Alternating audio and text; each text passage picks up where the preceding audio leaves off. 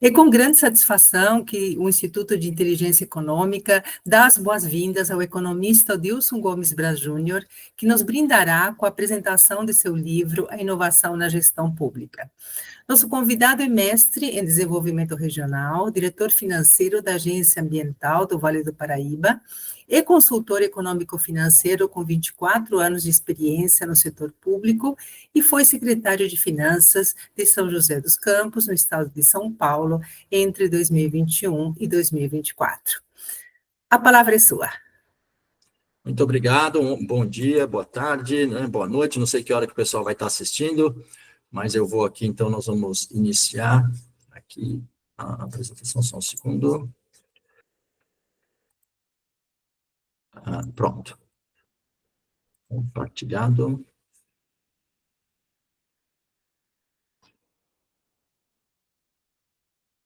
Deixa eu ver. Tá visível agora a apresentação, não?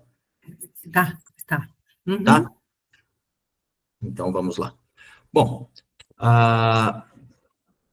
o nosso livro, esse livro, A Inovação na Gestão Pública, é um desdobramento, né, uma adaptação da minha dissertação de mestrado. Então, eu, e juntamente com os professores Edson e Adriana, que foram os meus orientador e co-orientador, então decidimos transformar a dissertação num livro que foi lançado no mês passado. O tema central do livro é a questão da modernização da gestão pública, né, sendo isso uma ferramenta de desenvolvimento local, né, em oposição ou complementando a ideia comum que nós temos de que o aumento de recursos financeiros ou humanos, né, é o que traz a melhoria no serviço, né, e não necessariamente. Então, a nossa obra visa buscar, visa demonstrar que há oportunidades de fazer mais gastando menos. O prefácio do nosso livro foi escrito pelo nosso vice-governador de São Paulo, Felício Ramute, e numa das frases dele diz que a transformação e o progresso de uma sociedade, bem como o despertar do exercício da cidadania, estão conectados à qualidade da gestão pública. Este livro, que nos traz estudo de casos práticos em São José dos Campos, é uma contribuição importante para o debate sobre o papel da modernização da gestão pública no desenvolvimento local e regional. Então, bem alinhado com o tema central. Então, como eu falei, os investimentos de recursos financeiros e humanos são comumente apresentados, meio que a régua, né? Olha, um governo, ele dá importância para a educação se ele gastou mais ou menos do que o anterior, né? Sempre o crescimento econômico, né, sendo a régua, né, a baliza que vai demonstrar se está havendo desenvolvimento ou não. E o nosso livro está discutindo que, num cenário de recursos escassos, então, a gente vai tentar trazer opções de modernização na gestão pública que nos permitam melhorar os nossos índices, né, e também sem que tenha um aumento significativo de investimento. Então, duas ferramentas, tem uma discussão toda, mas, assim, o livro culmina com duas ferramentas de gestão, né? Um PDV, que é um plano de desligamento voluntário aplicado numa fundação aqui em São José dos Campos, e a tecnologia de monitoramento de segurança. Essa muralha paulista que estamos discutindo hoje no estado de São Paulo, ela se inspira fortemente aqui no serviço que foi feito aqui em São José dos Campos ao longo dos últimos 8 anos. Então, a ideia é que, sob uma ótica de desenvolvimento, mas o desenvolvimento, assim, não apenas como crescimento econômico, né, um desenvolvimento multidimensional, né, de várias dimensões. Crescimento econômico é uma delas, né, mas nós temos desenvolvimento cultural, qualidade de vida, de habitação, de educação, enfim, tem uma série de indicadores que vão mostrar o desenvolvimento de uma sociedade, de uma economia. E ele é o desenvolvimento também heterogêneo, ou seja, ele acontece de forma diferente em lugares diferentes, né? Então, quando nós temos aqui no Brasil a implantação da indústria de carro, não é que os carros não existiam, eles já existiam. Então, quando foi feita a implantação da indústria de carros aqui no Brasil, já havia uma experiência para nós, era uma inovação, mas para a economia mundial, não mais. Então, ele já acontece de uma forma diferente do que aconteceu inicialmente nas primeiras economias que tiveram o desenvolvimento do automóvel. E ele é assíncrono, porque não acontece ao mesmo tempo. né? O desenvolvimento, o crescimento econômico acaba, muitas vezes, acontecendo o primeiro passo, e, na sequência, vem outros, como desenvolvimento da qualidade de vida, cultural, educação, saúde pública e tudo mais, né? E outros itens mais. Então, nós vamos analisar a aplicação dessas iniciativas de modernização na gestão pública sob essa ótica do desenvolvimento dessa forma, né? Então, o PDV da Fundas, né, o que aconteceu com a fundação e o impacto para a cidade, né, o desenvolvimento local, e também as consequências da aplicação de tecnologia de monitoramento também para o desenvolvimento local. Quando a gente fala de segurança, quando se tem uma localidade, uma cidade, um país, o que quer que seja, com melhor segurança, a qualidade de vida, a atratividade de investimento, tudo isso melhora, né? Então, são desenvolvimentos, são ferramentas que nós, ao aplicarmos, obtemos ganhos na própria área, mas também em áreas transversais. Então, um pouquinho mais de São José. São José dos Campos é um município aqui do Vale do Paraíba, é a maior região é o maior município aqui da região metropolitana do Vale do Paraíba e Litoral Norte. Foi o primeiro município certificado pela ABNT como cidade inteligente. Nós analisamos no nosso livro o período de 2017 a 2022, que ele compreende os exercícios fiscais imediatamente anterior à obtenção do certificado e o próprio ano da certificação, né? Então, foi bem os dados que nós trouxemos aqui estão bem no âmago ali durante o período de certificação como cidade inteligente. E por que é importante falar disso, né? Por que é importante nós falarmos de inovação em gestão pública, né? E por conta de um fenômeno que acontece no mundo todo, que é o adensamento urbano. No Brasil não é diferente, e tem muitos desafios novos, né, ao poder público. O poder público, esse é o maior agente da nossa economia, então o seu papel é fundamental no desenvolvimento. Nós vamos ter aqui um desafio na melhor alocação dos nossos recursos escassos, né? Então, as iniciativas de modernização da gestão pública têm o potencial de alavancar, né, de melhorar essa alocação desses recursos para atender uma demanda que é crescente, dado o aumento no adensamento urbano. Uma maior eficácia, maior eficiência e efetividade nas ações do serviço público economizam recursos, e esses recursos podem ser alocados em outras áreas, né, que é um pouco do desenvolvimento, dos efeitos transversais que eu mencionei agora há pouco. Né? Então, qual é a base teórica da nossa discussão? O desenvolvimento regional, né, o desenvolvimento de uma forma geral, e o regional não é diferente, como um fenômeno amplo, né, multidimensional. Ele é multidimensional, é assíncrono e é heterogêneo, como nós já discutimos, né? Um conceito de modernização de gestão pública e aplicação de ferramentas modernizadoras. Afinal de contas, o que é modernização? O que é inovação? Né? Vamos também, no nosso livro, ter uma discussão sobre um conceito de Schumpeter, do que efetivamente é a inovação. E também, como é que a gente vai medir isso? Como é que nós vamos medir, mensurar os ganhos que, na nossa ciência econômica, é uma ciência social, não é tudo pão, queijo, né? Não basta a gente simplesmente, olha, solta a bolinha aqui na mesa, ela roda e bate a tantos metros por segundo, e aí você faz. Muitas vezes nós não temos condições de fazer isso, as nossas medidas são subjetivas, então nós buscamos o uso de indicadores para que possamos ter uma noção do que está acontecendo com as ações que estão sendo tomadas, qual o efeito delas, né? Então, o desenvolvimento como um processo social indivisível, né? No Schumpeter fala que é o todo social que vai para frente. Então, como dissemos, o desenvolvimento ele é multidimensional, heterogêneo e assíncrono. E a inovação não é invenção. Inovação é um processo que altera o todo social. Então, a inovação ela pode ser de produtos e de processos, né? Então, não é porque tem um novo telefone que nós temos necessariamente um processo de inovação. Quando o telefone causa uma alteração de produção, uma alteração na sociedade, uma alteração cria um novo mercado, aí sim, ao longo do tempo, nós presenciamos um processo de inovação sob a visão de Schumpeter, que é uma visão bastante macroeconômica dos efeitos da inovação, que inicialmente micro e depois macro. A inovação, o que é importante na inovação? Trazer o novo. né? Trazer o novo. Novo não é inédito, novo é novo.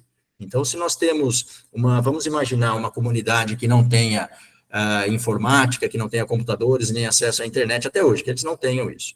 Aí, fazemos um projeto, vamos até lá, levamos computadores e internet até lá. Computador e internet é inovação? É novo? Não, não é. No resto do mundo, né? Mas para aquele local é. Então, apesar de não ser inédito, ele é novo no local. Então, trouxe um novo, um bem, né, um serviço novo. O uso dessas novas ferramentas deverá alterar o todo social daquela localidade? Muito provavelmente, até quase que certeza absoluta que irá, como fez com o restante da sociedade. Nesse momento é que a gente tem ali, então, o efeito macroeconômico da inovação, né? Então, a inovação pode ser de bem ou serviço, um método de produção, uma nova matéria-prima, a criação até mesmo de um novo mercado, uma forma de organização, não é exclusivamente tecnológica. A tecnologia, muitas vezes, é uma ferramenta para a implementação de uma outra inovação, por exemplo, um método de produção ou uma forma de organização e de gestão, como nós vamos ver adiante. Na gestão pública, a inovação, como a gente descreveu agora, tem um potencial disruptivo bastante grande, né? De termos ali um desenvolvimento não incremental, é aquele que ele vai realmente ter um salto de desenvolvimento, né? Quando nós conseguimos aplicar alguma ferramenta que mude o todo social daquele cenário que nós estamos analisando. Então, o crescimento do Estado traz uma necessidade de gestão melhor, né? A gente sai do Estado liberal e vai para o Estado social, é um tema também rapidamente abordado no livro. Na reforma burocrática e gerencial que nós tivemos no Brasil em 88, deu uma grande alteração, criando muitos deveres para o Estado, de educação, de habitação, saúde, e o Estado, então, precisa acabar competindo por recursos humanos, né? O Estado precisa prover saúde, então ele precisa ter médico, precisa contratar médico. Para contratar médico, ele vai no mesmo mercado que o hospital particular vai atrás dos seus profissionais. Então, há uma competição por esses recursos escassos, né? Sejam eles financeiros, humanos ou tecnológicos. E o Estado, nesse momento, e o Estado, aqui eu estou falando União, as unidades do Estado, e aqui no caso nosso, os municípios, né? Compete por esses recursos que estão disponíveis na sociedade. Então, com isso tudo, nós temos a explicação um pouco da nossa base teórica de como que nós podemos medir esse desenvolvimento, como que nós podemos avaliar o desenvolvimento, né? Então, nós buscamos indicadores que possam mensurar dimensões sociais complexas, participação social, assim, denotar tendências é uma coisa muito importante na hora de discutirmos os efeitos das ações de inovação, de modernização, e também uma correlação entre as variáveis, né? Como é que as variáveis conversam, como é que os indicadores demonstram o que pode acontecer no outro. Isso é bastante importante na nossa discussão. Então, de maneira geral, a modernização, a inovação aplicada na gestão pública tem um potencial de gerar desenvolvimento. Desenvolvimento não é só crescimento, desenvolvimento de forma ampla, multidimensional, heterogêneo e assíncrono. Nós vamos, então, passar aqui para o primeiro caso analisado, que é o PDV. Poxa, mas o PDV não é exatamente algo inédito, né? Não é, mas ela é muito comum, uma ferramenta de gestão bastante comum no setor privado, mas no setor público ela é inovadora ainda. Nessa fundação que foi aplicada, nunca tinha sido. Na verdade, na cidade, na região como um todo, aqui no Vale do Paraíba, no setor público, seja ele direto ou através de fundações e autarquias, não havia essa experiência da demissão voluntária. Essa fundação é uma fundação que cuida de crianças e adolescentes vulneráveis, colaborando para a inserção no mercado, sendo um reforço na educação. É um programa social gigantesco aqui de São José dos Campos. Com o tempo, essa fundação viu que 87% do seu orçamento, do repasse que a prefeitura fazia para a fundação, comprometido com folha de pagamento. Eu não entro na discussão, é direito, não é direito, direito adquirido, não vou abordar isso, essa é uma outra discussão. Aqui o fato é que com o recurso que vinha, se pagavam as despesas com pessoal, né, e contribuições e tudo mais, e sobrava muito pouco para que a fundação pudesse investir no seu crescimento. Então, veja aqui a participação do pessoal conforme o investimento. Então, por mais que o investimento ali, a partir de 2016, ele volte, nós tivemos uma descida aqui entre 2013 e 2016, mas a partir de 2016, né, no nosso período analisado, o investimento, né, o aporte financeiro feito pela prefeitura é crescente e num nível rápido, né, mas vamos notar como a Folha continua sempre ocupando um grande espaço disso, amarrando a instituição na sua capacidade de investimento. O PDV, ele permitiu um aumento, assim, mais do que dobrou, né, a capacidade de investimento da Fundasa. Fundasa é para Fundação Hélio Augusto de Souza, uma fundação, como eu expliquei, do município de São José dos Campos. No PDV, a fundação, à época, tinha 680 funcionários, dos quais 72 aderiram ao PDV. E como eram funcionários já aposentados, eram os funcionários que tinham salários o topo da pirâmide salarial dela. Então, pessoas que já estavam prontas para saírem e apenas esperando o melhor momento, ou até porque ela tinha um cargo que não iria abrir mão. Nós criamos, foi criado, né, nós criamos condições para que fosse atrativa essa saída e mais de 10% dos funcionários aceitaram sair, né? Então, ao longo, no período seguinte ao PDV, então, a fundação precisou de menos recursos, e ainda assim aumentou a capacidade de investimento em outras áreas, né? Ela teve um ganho de 10 milhões aí em 3 anos, né, o seu efeito transversal, porque a fundação, né, pôde melhorar o seu investimento e liberou o município a fazer esses 10 milhões que não foram aplicados na fundação, para poderem ser aplicados em outras áreas, né? Então, esse é um efeito transversal um ganho transversal da aplicação dessa ferramenta, né? Então, aqui alguns exemplos de imagens do que foi possível fazer depois, com a criação de sala Google, com uma informatização pesada para melhorar a qualidade do ensino para as crianças e adolescentes que são atendidas pela fundação. Aqui, uma demonstração do como continuou crescendo, até num ritmo mais rápido agora, o número de alunos, né, e de crianças. Então, essas regionais são as unidades regionais, quanto que elas atendiam, né, em loco. Aí tem um programa de empregabilidade que volta a ter uma maior significância. O EAD, que é com o uso da tecnologia, né, antes não havia, porque não havia recursos para isso. Com o uso da tecnologia, vamos notar aqui um aumento assim, bastante significativo no EAD da Fundação. Vamos mudar agora e falar um pouquinho do monitoramento de segurança. Então, o vídeo monitoramento de segurança, que nós estamos vendo hoje, o governo do estado de São Paulo falando sobre a muralha paulista, né? Então isso já é alguma coisa que está acontecendo em São José dos Campos já há um bom tempo, né? Câmera não é novo, né? Câmera nas ruas não é exatamente novo, né? Mesmo que o município seja um dos pioneiros, lá nos anos 2000, aqui em algumas imagens do centro de operações, né, de inteligência, aqui que monitoram a todas as câmeras, né? As câmeras, elas são cada vez melhores, mas câmera, filmar imagem, isso não é exatamente novo, tampouco inédito, não é? Mas a forma como se usa e o que se pode obter a partir dessas imagens, aí sim, é isso que nós vamos explorar aqui como a inovação.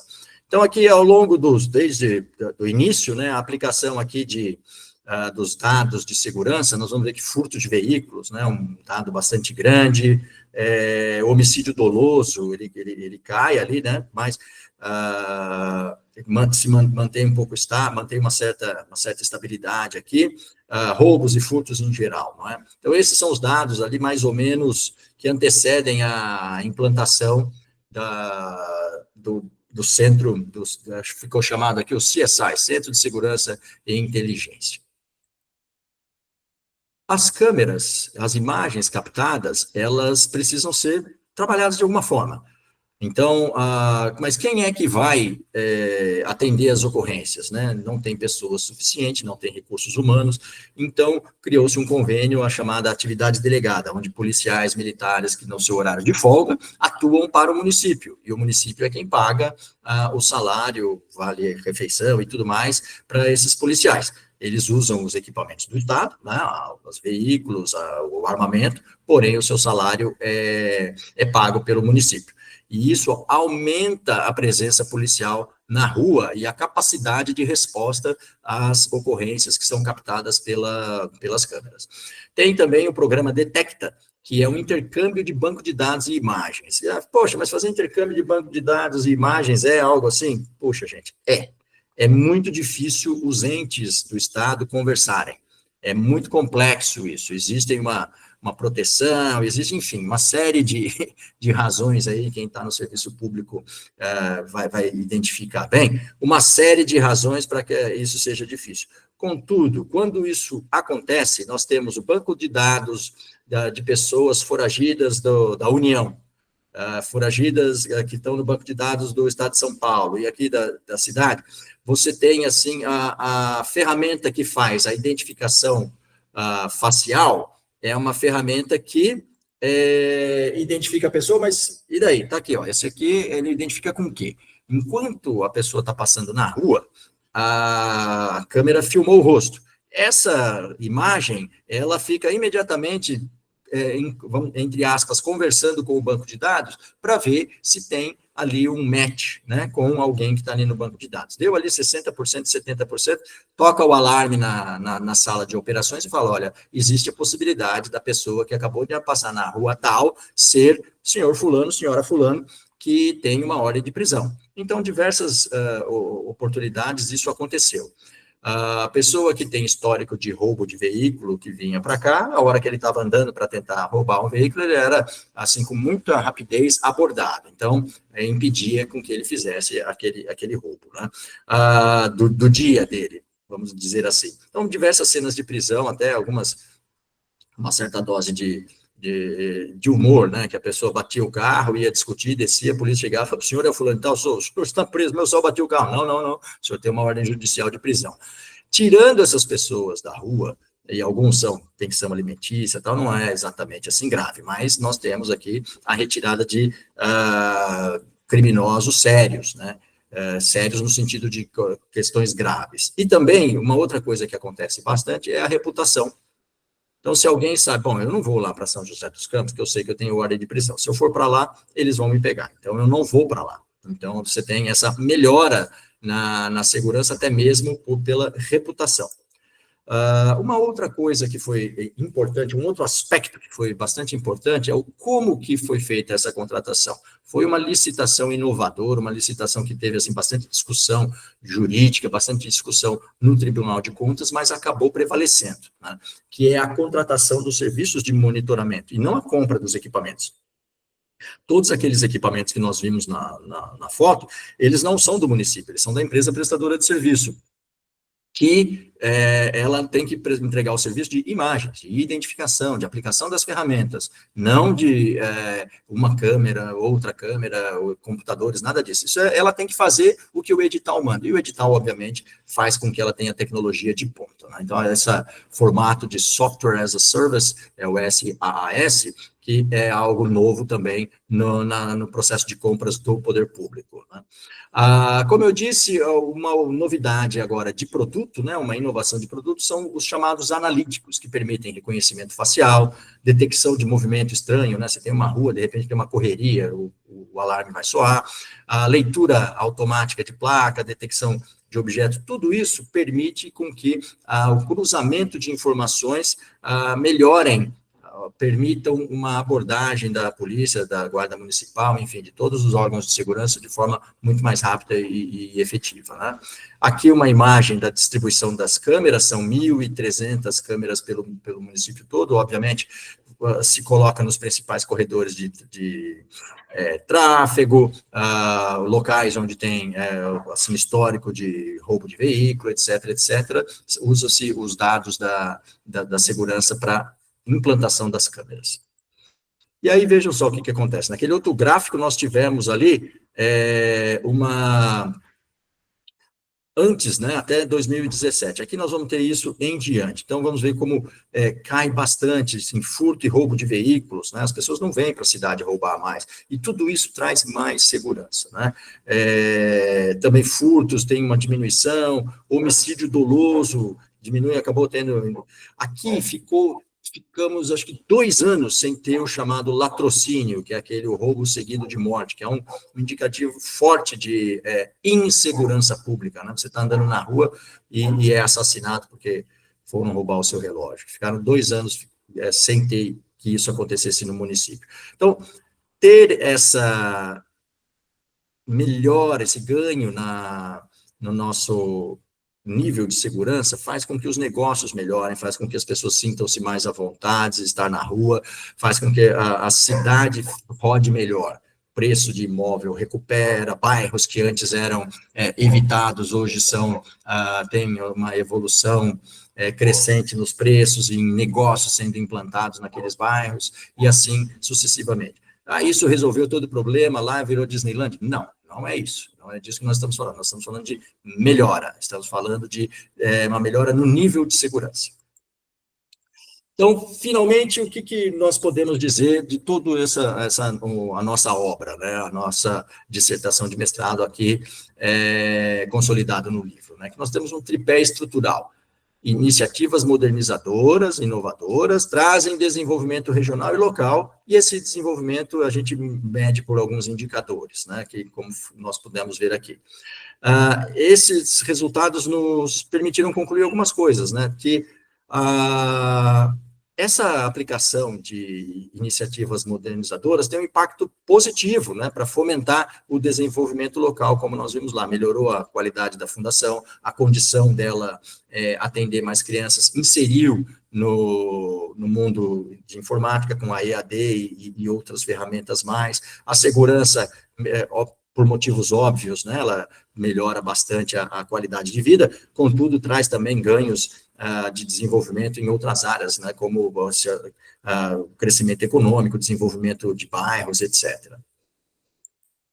Então, nos 2 casos, nós pudemos identificar que os aspectos multidimensionais, heterogêneos e assíncronos do desenvolvimento foram observados, né? Então, como nós estamos dizendo aqui, o desenvolvimento em diversas áreas, economizou dinheiro, um produto novo, que traz segurança, que melhora a qualidade de vida, que melhora o atendimento da escola para a criança, né? Daquela fundação, da Fundas para as crianças, não aconteceu tudo ao mesmo tempo, mas traz um desenvolvimento de forma ampla.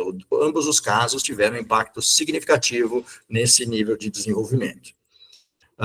Então, o PDV da Fundaz, então, ele reverteu a tendência de aumento de gasto com o pessoal, e essa é uma armadilha muito difícil, né? Todo mundo, os agentes que trabalham no poder público sabem do como é difícil a folha de pagamento, porque existe um crescimento muito mais rápido dos direitos dos trabalhadores do que o crescimento do orçamento de qualquer ente, seja o Estado, União e municípios. Então, a folha acaba ocupando um espaço muito grande, né? Então, não sem razão, existe a limitação de 60%, grosso modo, a limitação de 60% nos gastos com folha. O PDV trouxe ganhos econômicos, né? E esses ganhos econômicos restituíram a capacidade de investir da fundação, né? E trazendo uma recuperação estrutural, ou seja, reforma de prédio, aquisição de veículos, novas tecnologias, tudo voltado ao ensino, que era o objetivo da fundação. Mudando agora, falando um pouquinho das considerações finais no que diz respeito à contratação do sistema, do sistema de monitoramento, trouxe ganhos econômicos porque ficou mais barato e economizando naquela compra, nós podemos, né, aplicar os recursos em outros locais. E como eu disse, não houve aquisição de equipamentos e licenças. O que se comprou foi imagem e serviço prestado. Tá? Então, isso é uma forma de ver na área da contratação. Agora, Os avanços socioculturais que nós temos com a melhora nos índices de segurança, como eu disse, ficou quase 2 anos sem o latrocínio, e a possibilidade das pessoas estarem mais presentes nas ruas, mais participativas, melhora sobremaneira a qualidade de vida, enfim, preços nos bairros, desenvolvimento de novos negócios nos bairros e outras coisas, não é? Então, a tecnologia é uma ferramenta importante para a cidade ser inteligente, mas não é o único elemento, né? Tecnologia é o ponto de partida, mas ela tem que estar a serviço da política pública, seja de segurança, para que a gente tenha resultados, né? Então, a câmera por si só não vai fazer todo o serviço, é preciso ter polícia, é preciso ter política, é preciso ter estratégia, é preciso ter gente que entende de segurança atuando no setor, nessa prestação de serviço. E os 2 casos têm efeitos transversais. Com isso, eu quero dizer, o ganho econômico nos 2 projetos trazem ganhos em outras áreas, né? E aqui tem o ganho subjetivo da melhora da qualidade do ensino na fundação, mas tem também o ganho direto, o ganho econômico, que o município precisou aportar menos recursos na fundação, e esses recursos puderam ser investidos em outras obras. 10 milhões, por exemplo, à época, custava a construção de uma escola infantil, né? E assim, também a mesma lógica vale para a aplicação do SaaS, né, que nós não compramos os serviços, mas sim contratamos o serviço, ao invés de comprar os equipamentos que teriam a sua obsolescência acontecendo num prazo cada vez mais curto, não é? Então, aqui algumas referências da nossa obra, né, de tudo que nós estamos falando aqui. Como é que eu volto? Deixa eu ver. Interromper. Bom, era essa a mensagem que nós tínhamos, a discussão do nosso livro. Eu vou pedir para o pessoal do Instituto colocar o link do e-book também no site, junto com o vídeo, para aqueles que quiserem consultar ou ler a obra assim completa, ficarem à vontade. Foi um prazer, eu quero agradecer aqui a economista Alejandra, Maria Alejandra, pela gentileza e o carinho que tem com a nossa categoria, com os economistas, né, de promover esse desenvolvimento, uma oportunidade de eu estar aqui falando sobre o livro. Quero agradecer a todo mundo do Instituto, um instituto fantástico, que eu tenho muito orgulho e alegria de participar. Um ótimo, espero que gostem da leitura, espero que se interessem em escrever também, né, nós precisamos disso cada vez mais, e cada um contribui um pouquinho, o crescimento do intelectual aumenta. Então, muito obrigado. Nós que agradecemos, né, a sua valiosa apresentação com considerações extremamente relevantes para enfrentar os desafios da gestão pública, né? E com certeza vão surgir novas ideias, né, inovações de fato, né, para que possamos enfrentar esses desafios do desenvolvimento brasileiro. Muito obrigada pela sua participação.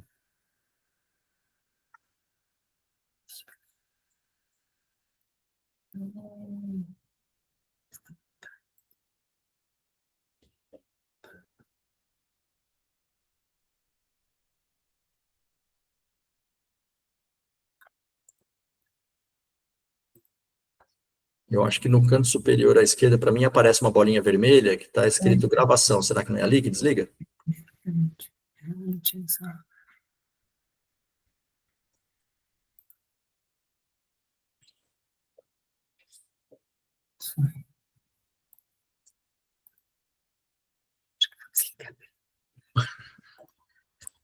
Bom, acho que o pessoal depois faz uma edição e tira essa parte, né? Não estou conseguindo editar essa parte.